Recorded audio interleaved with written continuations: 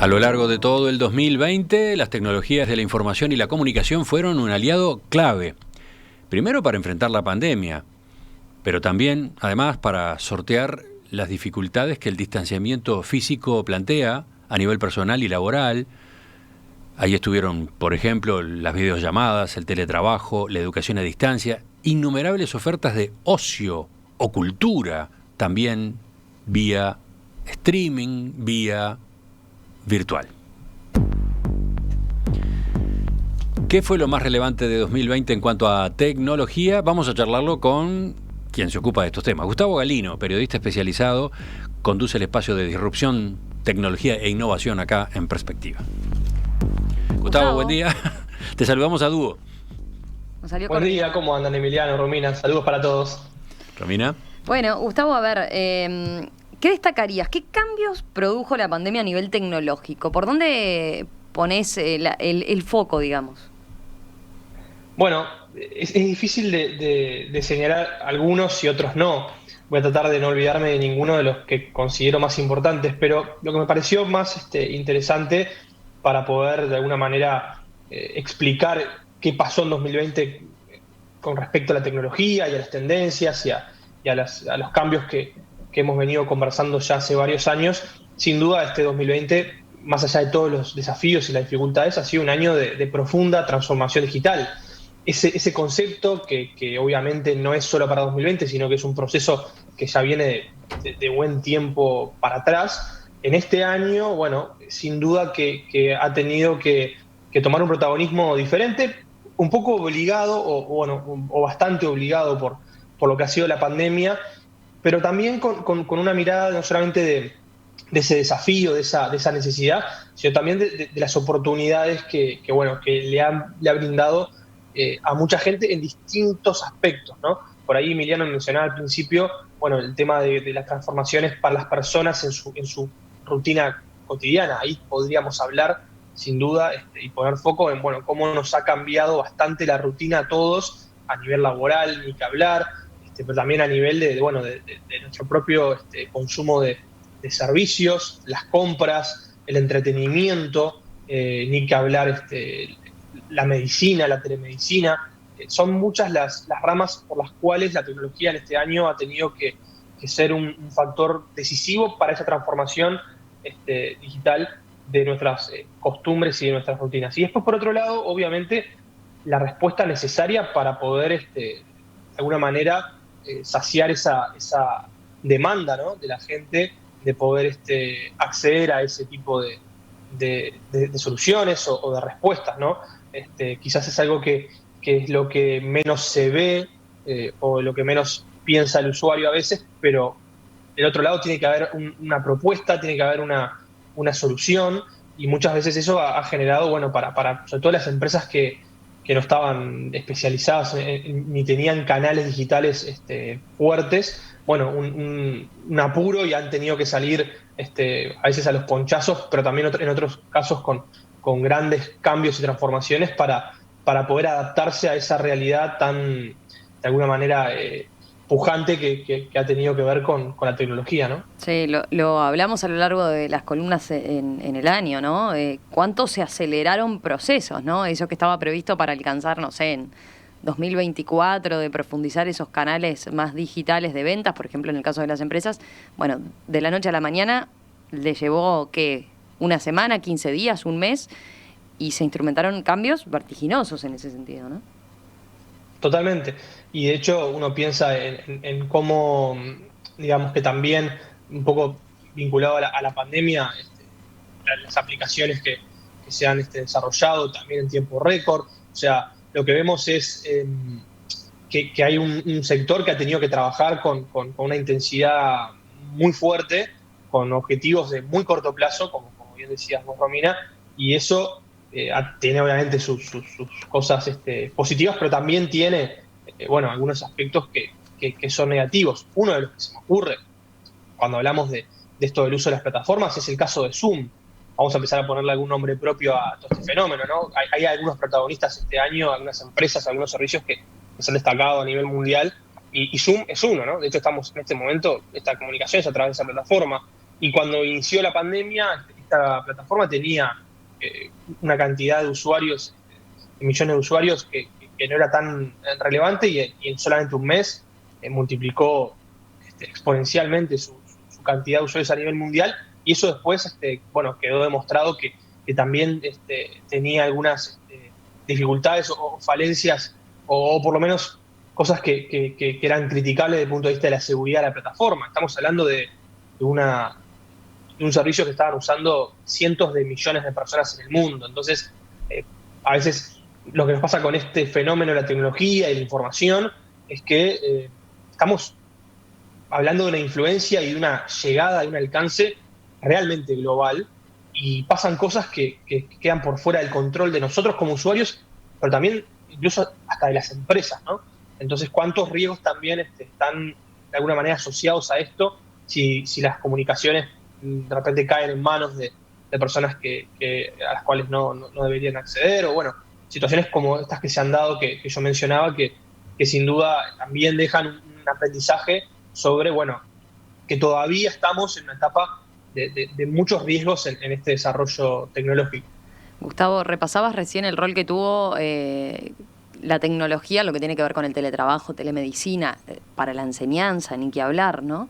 Pero también en el entretenimiento, en el ocio, jugó un rol importante, ¿no? A lo largo del año hablamos de picos de consumo de determinadas plataformas, de determinados videojuegos, que mostraba también que se estaba canalizando esa otra parte, ¿no? Es que ese componente no estaba cubierto, y ahí la tecnología también tuvo su rol importante, ¿no? Ni que hablar en el área de la cultura, ¿no? Nos hemos acostumbrado a mirar recitales por la web, a no estar ahí presencial, pero sentir ese arte de otra forma, de otra manera, ¿no?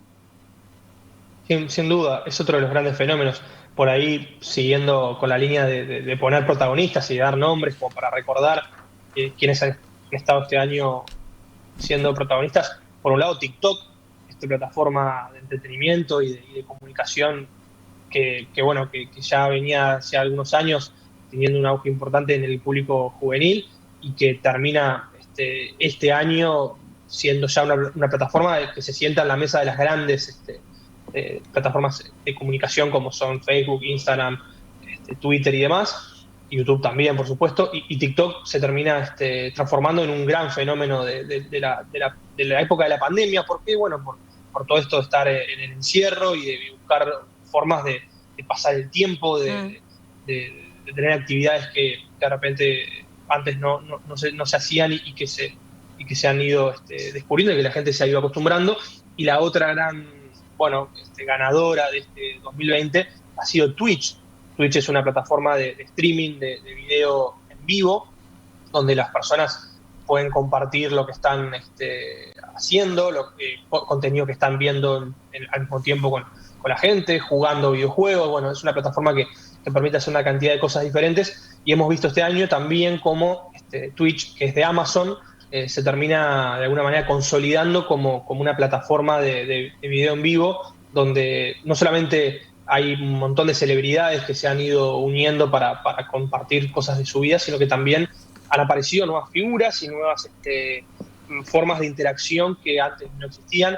Y para muchas personas, sobre todo para los más grandes, han visto como sus hijos, sus nietos, sus sobrinos, se han ido acostumbrando a otra manera también de comunicarse y de consumir entretenimiento, ¿no?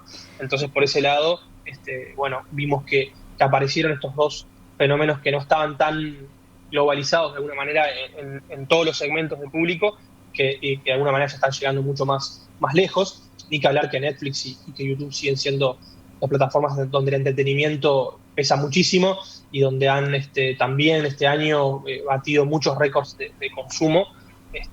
Y al final del año, un poco como también englobando todo esto de la industria del entretenimiento, la salida de las nuevas consolas, las consolas de la nueva generación de videojuegos como la PlayStation y la Xbox, que terminan de dar con este año de sin duda una demanda enorme de entretenimiento por parte de la gente, obviamente vinculado a lo que ha sido a lo largo de todo el año en distintos momentos y lugares del mundo las cuarentenas y los confinamientos que se han dado. Gustavo, brevemente porque ya tenemos que cerrar, pero se ha dicho que la pandemia fue también muy redituable para los gigantes de la tecnología, ¿no? Como Google, Facebook o Microsoft. ¿La pandemia de cierta manera extendió los monopolios de estas compañías? Tuvieron denuncias este año a propósito de eso incluso, ¿no? Sí, este año se dio ese quiebre importantísimo, quizás uno de los quiebres que más se estaban esperando y faltaban, que fue el de poner una mirada mucho más fuerte sobre Google.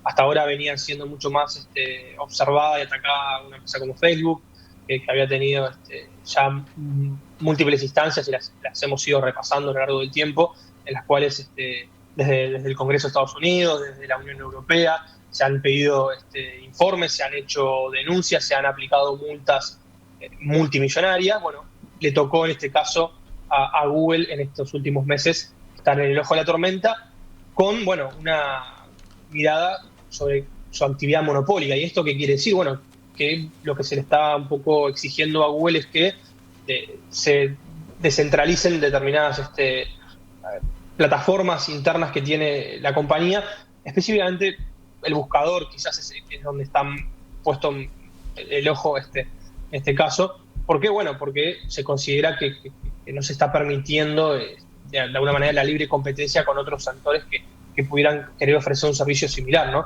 Y cuánto puede pesar en nuestra vida, ¿no? Pensemos que todo lo que buscamos, a todo lo que accedemos, todos nosotros, está de alguna manera vinculado a una sola empresa, a una sola matriz. Entonces, eso también ha sido una cosa novedosa, interesante.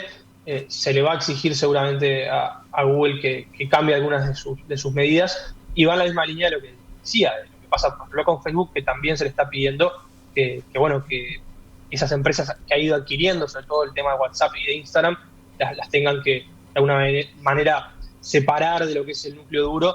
No sé si eso es una solución. Ahí hay un tema obviamente empresarial, legal, que nos excede un poco a lo que es la mirada más tecnológica, pero sin duda que estamos en 2020 y terminamos una década en la cual arrancamos con una mirada muy quizás naif y hasta incluso muy permisiva y promotora de todas estas tecnológicas por parte sobre todo de los principales gobiernos, y terminamos la década con un cambio de actitud muy importante hacia estas mismas empresas, porque bueno, en el medio han pasado una cantidad de cosas y se han ido sobre todo descubriendo y encontrando nuevas miradas mucho más críticas, mucho más analíticas de, bueno, el impacto, obviamente positivo por un lado, pero también los impactos negativos que tienen estas empresas que se han vuelto las más poderosas del mundo, algo que también hemos conversado ya a lo largo de todo el año. Gustavo Galino, nuestro columnista de DTI. Muchas gracias, Gustavo, por compartir esta mañana con nosotros también, esta mañana de cierre, de balance. Te mandamos un abrazo y muchas felicidades. Buen comienzo de este nuevo año. Bueno, muchas gracias. Un saludo para todos y bueno, el deseo de un gran comienzo de 2021. Ojalá que sea un año mejor para todos. Un abrazo.